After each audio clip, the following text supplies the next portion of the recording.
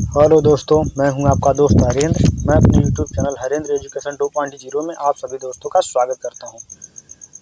दोस्त, आज हम पढ़ने वाले हैं हिंदी और हिंदी के सर्वनाम।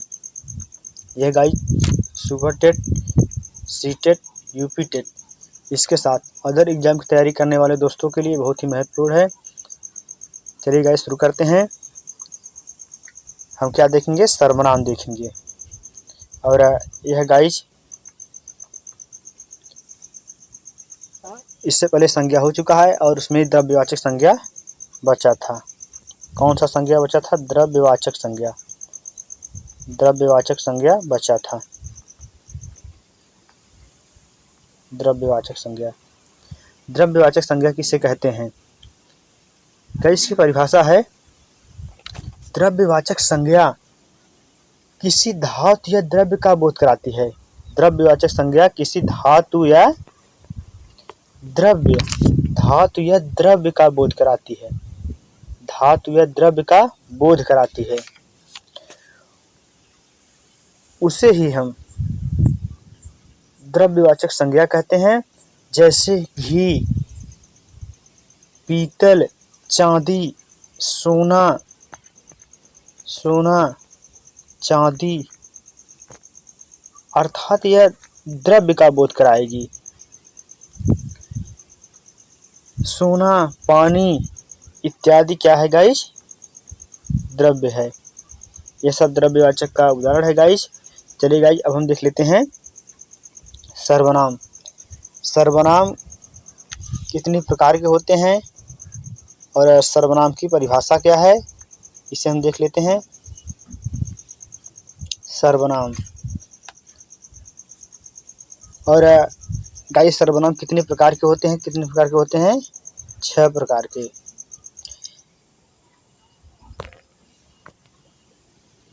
परिभाषा देखेंगे हम सर्वनाम का।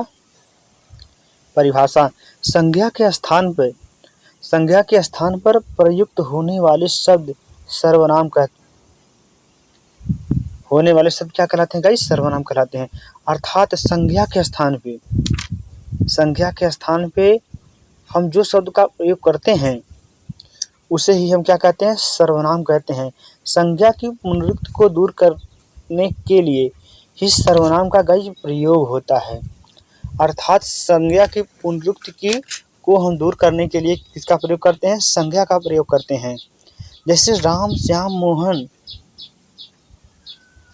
यदि इसका प्रयोग न करके हम ही मतलब वह, तुम, मैं इत्यादि का अगर हम प्रयोग करें तो यही क्या है गाइस? हमारा सर्वनाम है। जैसे दिया गया है हिंदी में मूल सर्वनाम कितने होते हैं? 11 होते हैं।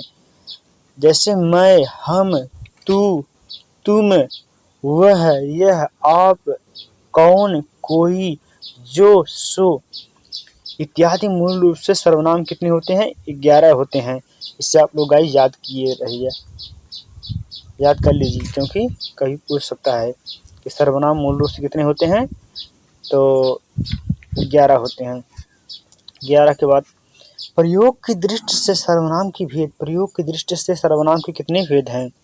तो गाइस कितने भेद हैं? 6। कौन कौन से भेद हैं? पुरुषवाचक, निश्चयवाचक, अनिश्चयवाचक, प्रश्नवाचक, संबंधवाचक और निजवाचक। अगर इसे हम ट्रिक से देखें तो पूनी,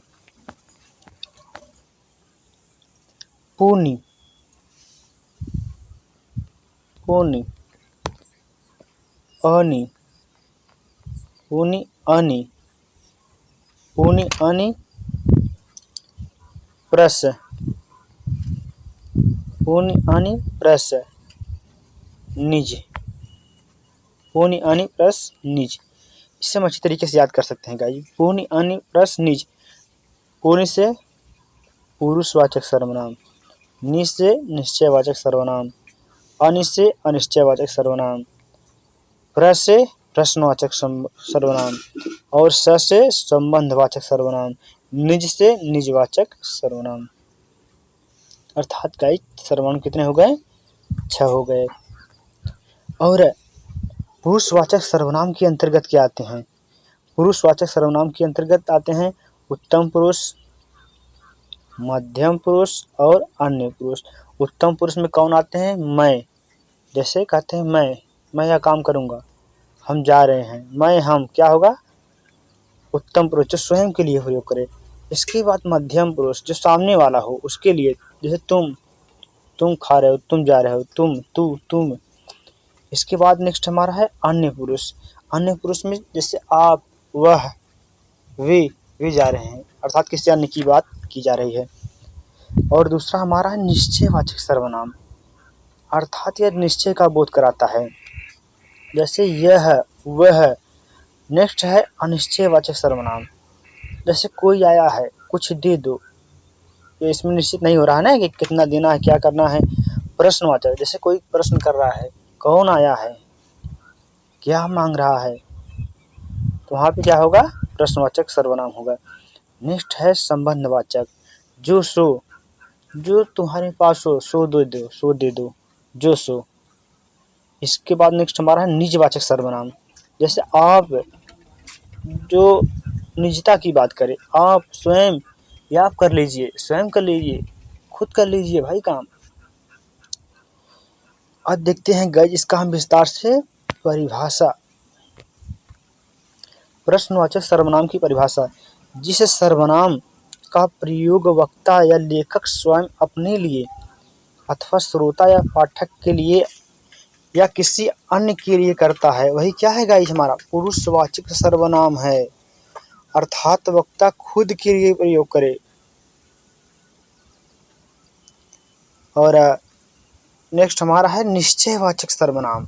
निश्चयवाचक सर्वनाम में जो सर्वनाम किसी व्यक्ति, वस्तु आदि को निश्चय पूर्वक संकेत करे, वे निश्चयवाचक सर्वनाम कहलाते हैं। जैसे यथा, वह जा रहा है, अर्थात वह क्या है? वह जा रहा, अर्थात निश्चित।